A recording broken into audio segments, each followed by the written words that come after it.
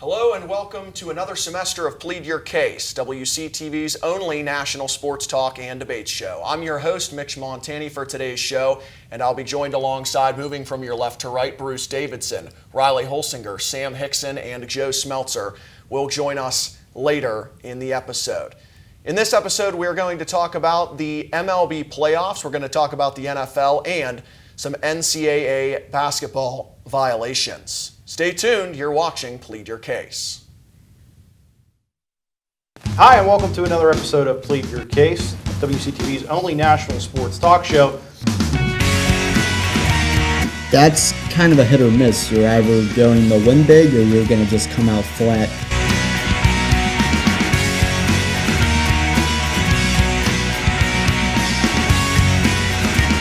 Those are the two other pieces of this team outside of James Harden that you need to focus on.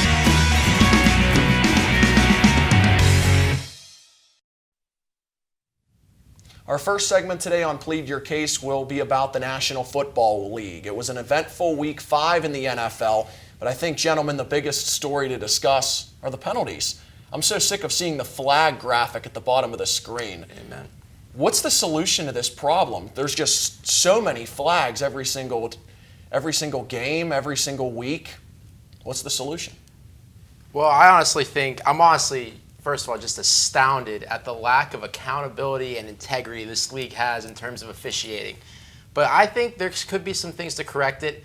One thing I would like to see implemented, but it may take some time to implement, would be having a system that allows former players to get into officiating. Because those former players were able to be out in the field and see plays from a different angle than anybody else has seen it. And they know what certain things to look for, what certain things look bad on a football field. So I think that would be something that would be an interesting thing to work with, just trying to get former players into officiating instead of having just people that can apply for the job just regularly like the officials we have now. Well, there was an issue in the Steelers-Ravens game where the Steelers apparently roughed Lamar Jackson in that 3-point overtime loss to the Ravens, a game that saw nearly 200 yards of penalties, 11 penalties for each side. Riley, what's the fine line between trying to protect NFL players, especially quarterbacks, and trying to keep the game from just becoming a flag fest? See, that's a hard line to cross, too, because almost every single penalty is different. As we've seen, too, people want to go into replay with that, and they want to see if that's something they could possibly review in the future, but that's just going to keep dragging the game on. And as we've seen with all the pass interference stuff with Sean Payton last year, with all the new pass interference penalties and reviews available, it's not really worked out in anyone's favor because all this stuff in the end is not very conclusive, and it's just not easy for the league to review every single play and try making a decision on this when they're not making the right calls every single time. Bruce? How about a joke, everyone? What do you get when you cross one missed pass interference call with a fan base that does nothing but whine and complain all off-season long? I'll tell you what you get. You get flag football. As in, we don't watch for the game, we watch for, as Mitch mentioned, the flag graphic in the bottom corner of the screen. And it's also absurd to think that in such a league, grazing Lamar Jackson's ankle is worth the same amount of yards as Mason Rudolph getting knocked out. The players have said this. They just want to play. Player safety is important, no doubt, but they're getting put in such a tiny box as to what they can and can't do. It's becoming practically unwatchable. Lighten up on the penalties. That's all you need to say about that. Bruce, you mentioned the no-call incident from the NFC Championship game last year. Obviously, you were referring to the Saints in that Saints-Rams NFC title game that will forever be remembered for, of course, the no-call. And because of that, we've seen offensive pass interference and defensive pass interference be subject to review in the NFL this season. In your guys' opinions, do you believe this is working out? Or do you think it should just be something that's eliminated? Absolutely not. I feel like it should be something that was eliminated. They don't even really make the right calls, even when the call seems to be there. If you're going to allow coaches to challenge it, you might as well overturn a couple here and there, just because it's going to happen. It's hard to exactly gauge some of the contact that goes on every single play, because sometimes it just happens so fast.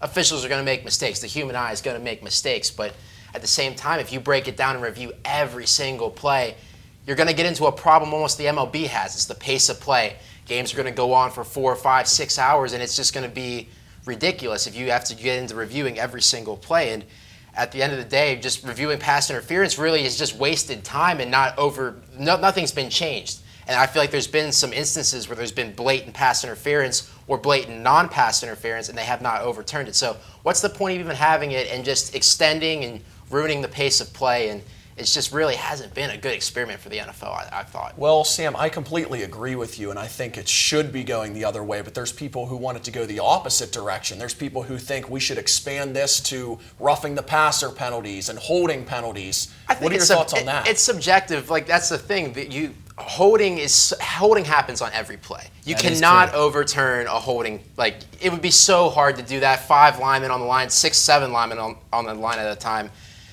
Pass interference, roughing the passer is definitely something that roughing the passer would be a great one to look at, because we have no idea what roughing the passer even is. It's almost like the debacle. We didn't even know what a catch was for a couple of years in the NFL.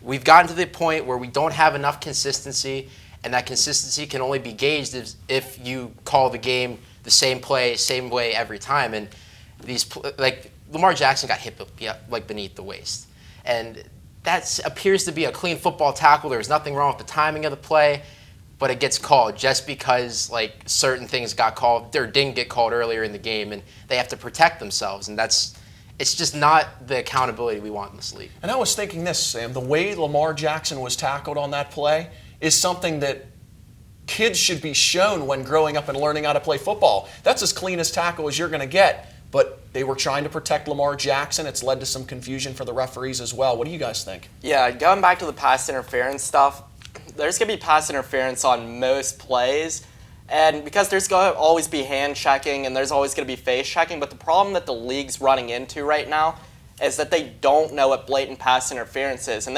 they went through that challenge throughout the preseason to see if this rule could work out, and it hasn't been working. But with like the roughing the passer stuff, if they can't define what is blatant for pass interference, they're not going to figure out what's blatant for roughing the passer. It can mean a ton of things for this league, and it's just going to be one of those things where they're just not going to be able to review every call. But going back, I do think they should be able to review hits like targeting. That should definitely be something the league should input.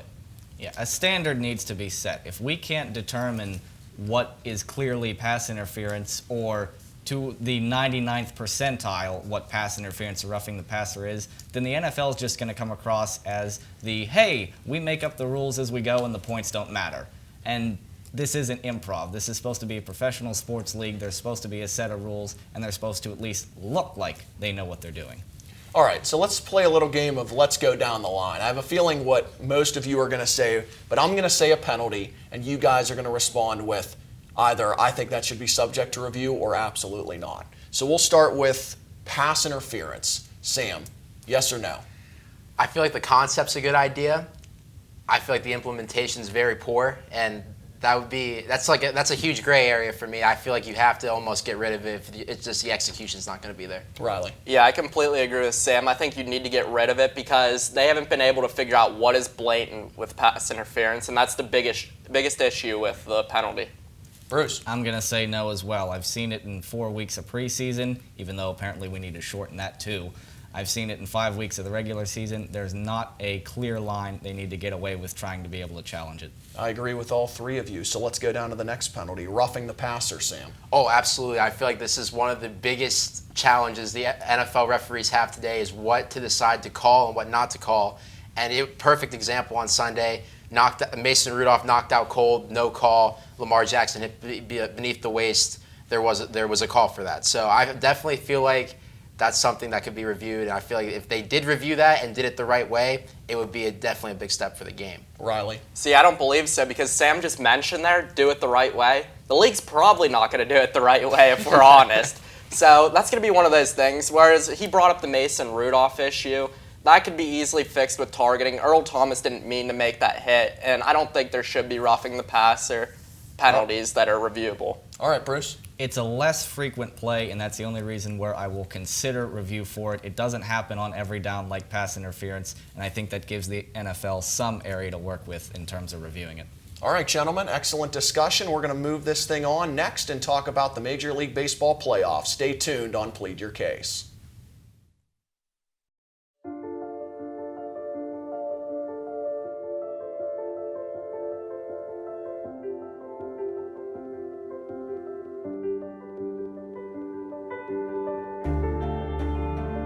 Body language. Without saying a word, it can tell you so much.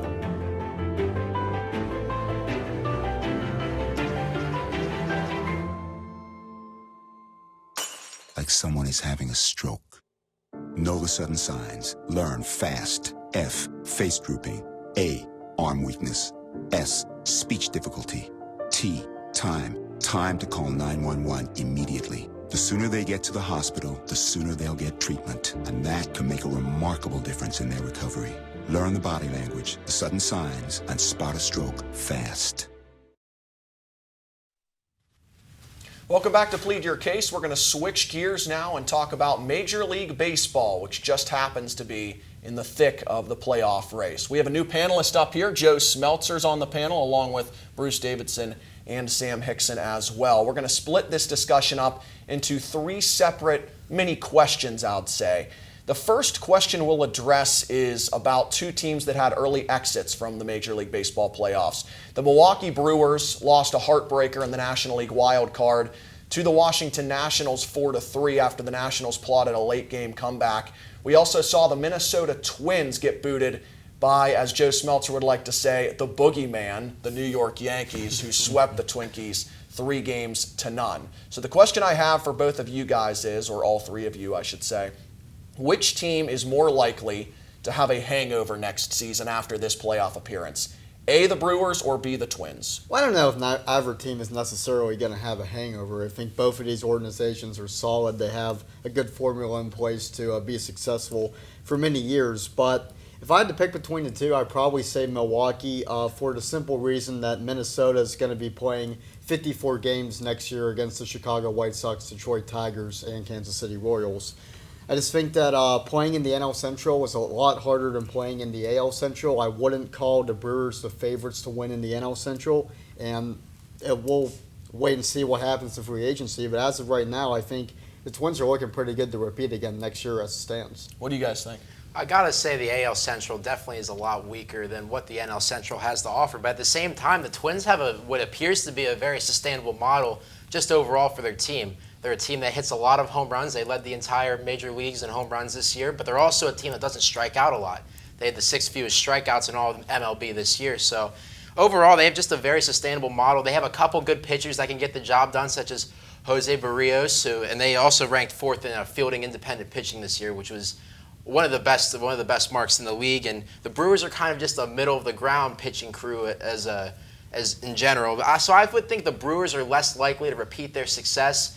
They didn't get the production they really wanted out of Lorenzo Cain this year with a below 700 OPS. Just certainly not a great season in terms of at the plate for him. Christian Yelich is going to be coming off the injury. The pitching's not as strong as it has been in previous years. They do have a couple names that are kind of borderline guys. It's 50-50 season for them, obviously. But I would say the Brewers have to be less. It has to be less appealing for them, or at least to repeat and win that division. So, Bruce, you have 2 teams that are overall in pretty good shape. You have the Brewers, who just made back-to-back playoff appearances for the first time since the early 80s. And you have the Twins, who won the most games they've won in 101 wins since 1965 when they won 102. What are your thoughts on which team is more likely to repeat its success?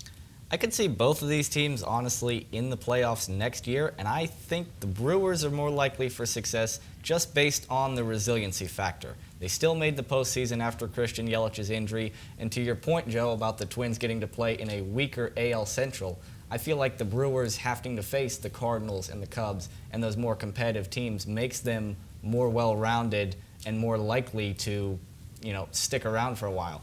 The Twins have only made the postseason 3 times in the last decade, and of course, Joe, when they get there, they run into the boogeyman, as you've said, right, having lost 10 straight playoff games against the Yankees. All right, so we'll move on because we have a couple other things we want to touch on before this segment ends. Which team do you think is more likely to win its division next year? The St. Louis Cardinals, out of course, the National League Central, or the Tampa Bay Rays, who are out, of course, of the AL East. Of course, the Rays had a better year, nearly winning 100 games, but they do play in the AL East. The Red Sox, the Bronx Bombers, and the Yankees. The Brewers play in a weaker division, or I should say the Cardinals play in a weaker division. Both teams ended up making the playoffs, but what team do you think is better off in terms of winning its division in the future, especially next year? Well, I honestly would have to say the Cardinals, just in terms of how they develop their team. They have a pretty young pitching staff overall. They've gotten a rejuvenated Miles Michaelis. Jack Flaherty, who's going tonight in Game 5, has been outstanding for them this season. And they always seem to have a way to bring up these players, but also have the cap space and the room to sign a major superstar and extend them to a contract, such as Paul Goldschmidt or a Marcell Ozuna. So the Rays, and as you mentioned, they play in that AL East. Boston's going to retool. The Yankees always have the room to sign some more players, and they also have just that lineup that it just seems to turn over itself every single time, and they always have new prospects and gadgets to throw into that. So I would say the Cardinals, just because they have a little bit more of a easier division or more competitive division, while the Yankees and Red Sox have just it's going to be tough for the Rays to overcome those two teams. Yeah, looking at the NL Central, I think I don't see any scenario where the Cardinals aren't the favorites to repeat again next year. You have the Cubs, who are in transition with Mann gone. Milwaukee's good, but I don't think they're quite as good as St. Louis. We saw that this year. Cincinnati's going to be better, but I don't think they're going to be playoff caliber yet. And then the Pirates are a non-factor in that division. But then you look at the AL East, and the Yankees are going to be the favorites. Boston has won 3 division championships in 4 years, although I'm interested to see what happens with them since they have really no farm system. What's the future of that franchise going to look like? And then Toronto and Baltimore are kind of Toronto's getting a little better, but Baltimore is going to be in the pits, I think, for a few more years. So to answer that question, I think St. Louis is going to be the favorites. I think the Rays are definitely going to be a playoff team. Well, they'll definitely be thought of as a team that can get to the playoffs with the roster they have back. But St. Louis, they're the team to beat in the NL Central, and I can't say the same about the Rays in the AL East. Bruce. I agree with both Sam and Joe. The Cardinals, to me, at least in my lifetime, have been a perennial team to be playing in October. Since 2013, the Cardinals have made the postseason 4 times. This is only the Rays' second appearance in that time. And not to mention, the Cardinals haven't had a losing season since 2007, whereas the Rays were under 500 just 2 years ago. The Cardinals seem like the more sound organization. They're always there in the hunt. The Rays get there every once in a while for me. All right, gentlemen, here's the big question, and we're kind of walking on eggshells with this final topic because as of this episode being filmed, both of these teams are seeing their playoff dreams come down to a 5th game of the National League or American League Division Series. But if you had to pick one of the either Astros or Dodgers to win it all, who would you pick? Try to keep it brief. I'd have to go with the Astros. That pitching staff speaks for itself. Verlander, Cole, Greinke. That lineup is first in the MLB and OPS this season. They have great power numbers. George Springer, Yordan Alvarez have performed excellently this year. Alex Bregman's an AL MVP candidate. Give me the Astros. Joe? Houston as well. I can't really say much different from what Sam just said.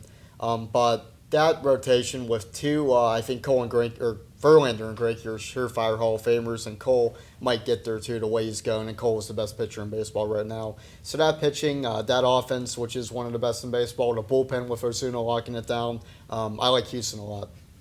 I'm going to go with Houston as well. Should they both survive, I wouldn't be surprised if they rematch in the World Series, and we know that Houston won it before. Houston has experience winning the World Series. The Dodgers just know how to get there, plain and simple. Well, if they meet up again, it should be a dandy. The Astros won 107 games in the regular season. The Dodgers won 106. We're going to talk about the NCAA next and violations in men's basketball. We'll be back on Plead Your Case. Look at me. Hey. Raymond, look at Mommy. Maybe the light hurts his eyes. Maybe she's just not hungry. Maybe he can't hear us. Maybe we're not stimulating him enough. Maybe it's a phase.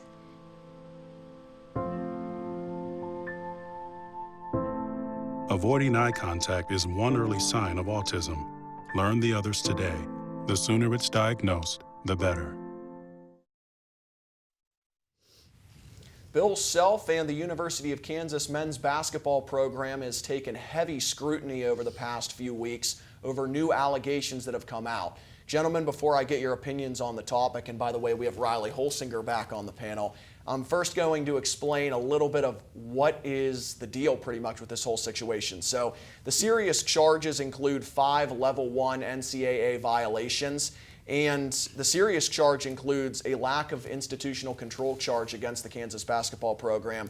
And we've seen Bill Self charged with a violation of coaching responsibility standards. What are your thoughts on this whole situation? And first, I should ask this question. What's one word you guys would use to describe this situation as a whole? Because the school has also been scrutinized because of its relationship with Adidas. I would use endgame as my word, Mitch, because I believe that this is going to be coming towards the end of Kansas basketball being a top-tier team in NCAA. And I also think it's going to be the end of players not getting paid, as we have the Fair Pay to Play Act just enforced in California, and it'll be going out in 2023. So it's just going to be the end of players not getting paid and Kansas basketball's dominance. I'd have to say my one word is standard. I feel like a lot of NCAA coaches are products of the environment that they were placed in. It's just the way things have recently gone in the NCAA. Most teams that have the capability to pay their players. And I feel like Bill Self, while it's inexcusable, at the same time is a product of his environment. And that's the environment he was placed in. And in order to be good in the NCAA basketball, you got to make things happen. And paying players is sometimes the way to do that, I guess. Joe? The word I'd use is troubling. When you hear about any program facing violations like these, it's concerning, but especially a team like Kansas, who is really the gold standard of college basketball. When you think about the history of it, it's hard to think of a program, except for maybe Kentucky, that's been consistently good from the early part of the 20th century till now. Basketball started. It didn't start in Kansas, it started in Minnesota, but James Naismith was the first head coach in the history of Kansas. So the history of that program, to see charges like this levied against it, that's very concerning, very troubling. But I don't know what the result's going to be, because remember Arizona getting in trouble. We thought Sean Miller was going to be fired. Almost 2 years later, he's still around. So we'll just have to wait, see how it plays out. But as of right now, when a titan of college basketball is having charges like this levied against it, and a coach like Bill Self is being charged, that's hard. So we'll just have to see what the end result is of it. My word that I think I'd use is tragic, and I think that's just the best word to use because it describes the situation that is on everyone's minds. Not only are people thinking about what has been of the Kansas basketball program for the last, 10 years. They're thinking about Bill Self's entire tenure. Now they're thinking about, as Joe mentioned, Kansas basketball since the very early days, and this is something that takes a toll on men's basketball and the NCAA in general, plus the Kansas basketball program. Does it seem like situations like this happen too often in college sports or basketball in general? You can go any direction you want with this. Is this a common situation? Yeah, I definitely think it is, because relating back to what Joe said about the Arizona issue and Sean Miller, Self didn't put himself into a good situation here. He partnered up with TJ Gasnola, who was the person that Sean Miller partnered with at Arizona to pay money to DeAndre Ayton. And Gasnola, he also helped in aiding NC State pay for Dennis Smith Jr.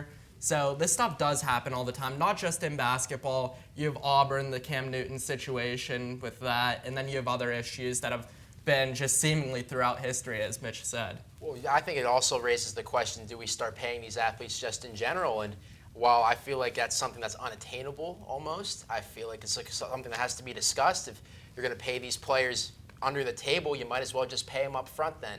You might as well allow them to collect for their jersey sales. Might as well collect for their image or their likeness. But at the same time, we're starting to see movements towards this in California, but it also raises the question, if you're able to pay players, should you have sanctions against it? Should you be able to compete in the Final Four or March Madness in general? And that's a huge thing that the NCAA is going to have to wrestle with in terms of men's basketball. I think what causes a lot of this is how big a deal college sports are in our country. I think in some ways, the second most popular sport, college or pro, in the United States is college football. I put college football up against Major League Baseball or the NBA. You could definitely make an argument for that. So just the culture of college sports, how big a deal it is, how basketball captivates the country in March, how college football captivates the country around Christmas time with bowl games leading to the national championship. When it's that big a deal, coaches will do anything to win. And when they're getting paid such amount of money to do their jobs, rules don't apply sometimes. It's absolutely wild. Do you guys blame, and I guess this will have to be a short answer, do you guys blame these programs entirely for making these type of decisions and trying to collect an advantage? No, absolutely not.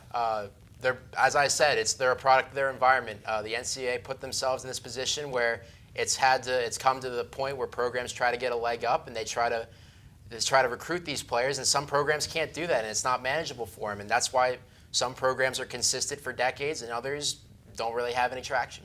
All right, gentlemen, it's been a lively discussion all show long. For Jack Hillgrove and Ed DiOrio, our two producers back in the audio room, for Riley Holsinger, for Joe Smeltzer, for Bruce Davidson, and Sam Hixson, our panelists today, I'm Mitch Montani saying so long, and hopefully you can join us next time on Plead Your Case.